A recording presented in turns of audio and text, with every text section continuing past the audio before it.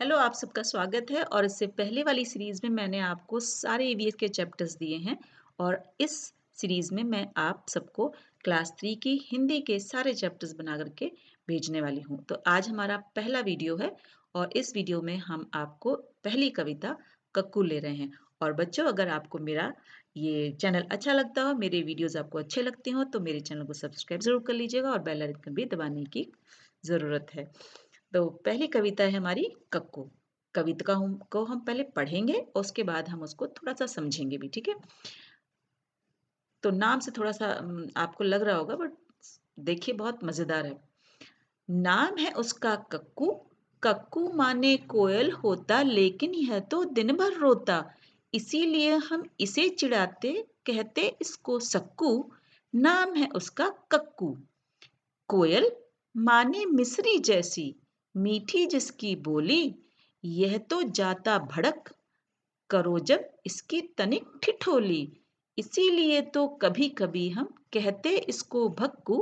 नाम है उसका कक्कू। कक्कू वह जो गाना गाए, बात बात में जो चिढ़ जाए। रहता मुंह जो सदा फुलाए, गाना जिसको जरा न आए। ऐसे झगड़ालू को अब से क्यों ना कहें हम झक्कू। नाम है उसका कक्कू। रमेश चंद्र शाह की लिखी ये जो कविता है, इसमें आप बच्चों को इसमें जो आधा क है उस पर बहुत ध्यान दिया गया कि आप इन शब्दों के द्वारा आधे क को लिखना और बोलना दोनों इसमें बहुत अच्छे से सीख सकते हैं। कक्कू, सक्कू, ठीक है, फिर भक्कू, फिर झक्कू। अब देखिए सारे शब्दों को जो है हम एक तरीके से उम, आधे क के साथ लिख रहे हैं। तो बच्चों, इस पर आपको इसी में आपको फोकस करना है। और एक ऐसा बच्चा है जो जनरली बच्चे से होते नहीं है, कि बच्चे बहुत प्यारे होते हैं। बच्चे कभी भी इस तरह के झक्कू नहीं होते हैं। कभी कभी 100 में से कोई एक बच्चा ऐसा होता होगा, बट बच्चे बहुत मजेदार होते हैं।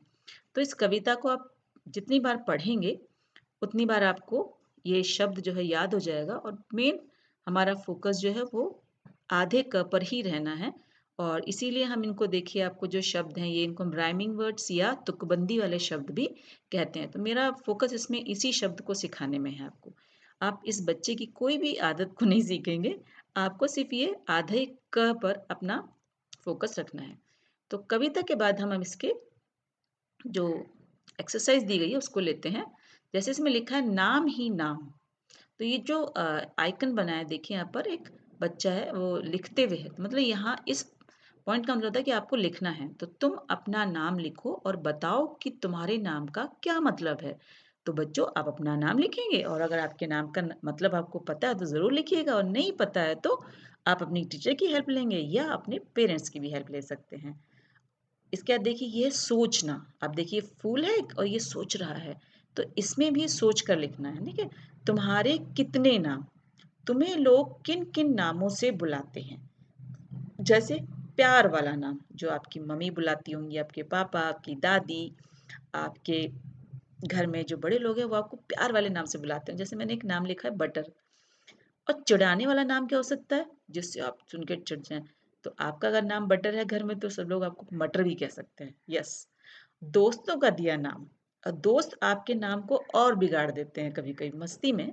जानबूझकर नहीं, मस्ती के लिए बिगाड़ते हैं ताकि आप के साथ वो एंजॉय कर सके। तो उन्होंने इस बटर का नाम कर दिया बटरी।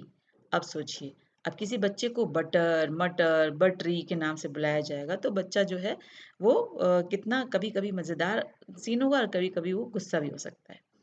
ऐसे ही आपको एक और नाम अपना लिख करके देखना है। सोचो और लिखो कि किसी किसी को नीचे दिए गए नामों से क्यों बुलाया जाता होगा। कि किसी को हम गप्पू क्यों कहते हैं, क्योंकि वो बहुत गप करता होगा।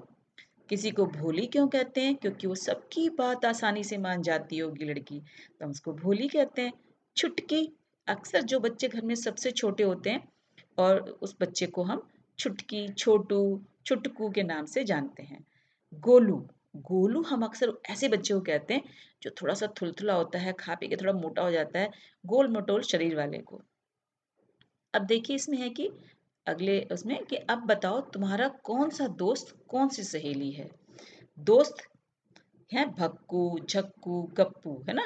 तो आप बताना कि इसमें से आपकी कौन सी सहेली है, तो आप उसको बता सकते हैं, उसमें नाम लिख सकते हैं। अब कविता का समय है। कविता मतलब जो आपकी कविता थी, इसको थोड़ा-सा इन्होंने आगे बढ़ाया है।